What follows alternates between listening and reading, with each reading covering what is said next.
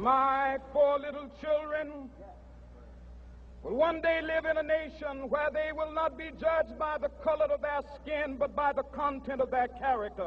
I have a dream today.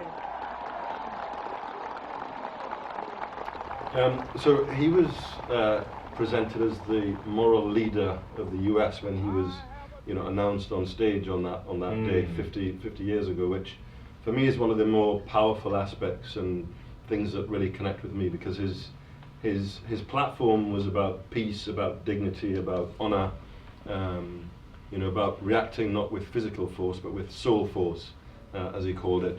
The other thing that's really personal to me is that I have 3 kids, and he said, he wanted, his dream was for his 4 kids, to be, judged not on the color of their skin, but on the content of their character. Yeah. And that for me is such a very personal and strong message, not just for me as a parent, but I suspect also many other parents and for many young people as well.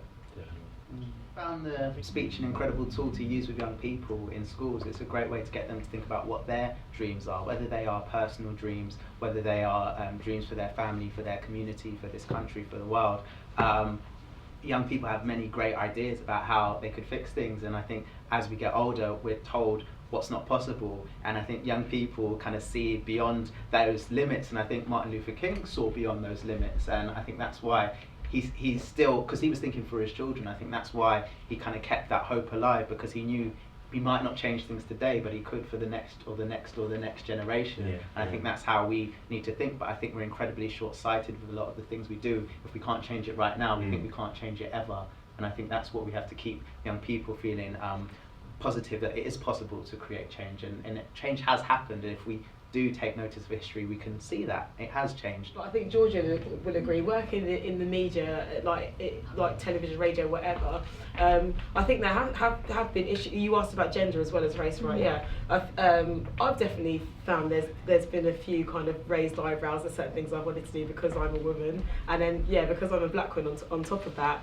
I have definitely had a few people being like, really, Clara, really? But for me, I think I've just got that kind of rebellious attitude. I'm just like, okay, you say no, right, fine, safe, I'll just show you. Okay, I've done loads of things that people thought I couldn't do, but definitely, I would say that race and gender have been issues when it comes to employment, but at the same time, I think it's down to you as an individual to make it work for yourself, as Gandhi said, be the change you want to see in the world. So, okay, I can look at all the people that maybe did take no for an answer and be like, oh, maybe I should just follow suit with how it went for them. But I think, well, no, why should I? So yeah, just say yes in the face of no. Georgia, do you agree? Yeah, I agree. I think it's unfortunate, but it's true, man. Especially being a girl, let's not lie. It works to our advantage when we get in cheaper to clubs and stuff. But right? On the whole, getting taken seriously, wearing a pair of pink shoes, it's a hustle.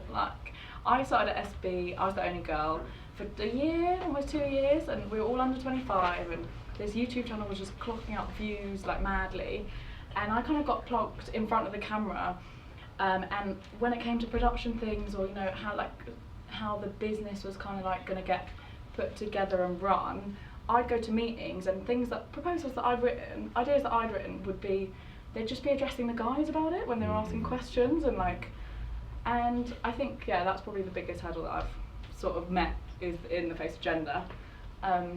So yeah, I think unfortunately it does sometimes, but I think the government should work harder to tackle it, and hopefully in a couple of generations we'll all kind of be on even footing. Since we're working with young people, what do you think the main struggle is for young people today? Okay, the main That's struggle. A good question. Wow. Okay. Who's willing to take that one first? Okay, Dean.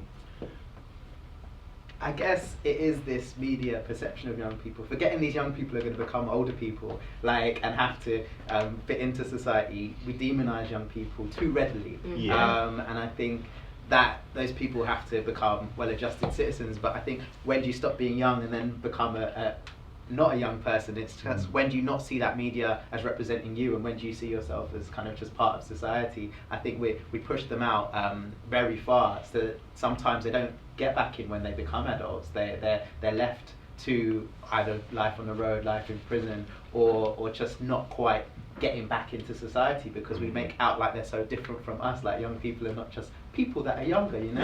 So I think that's the biggest struggle. I think a lot of media representation is a big problem, and I think we need to redress that balance.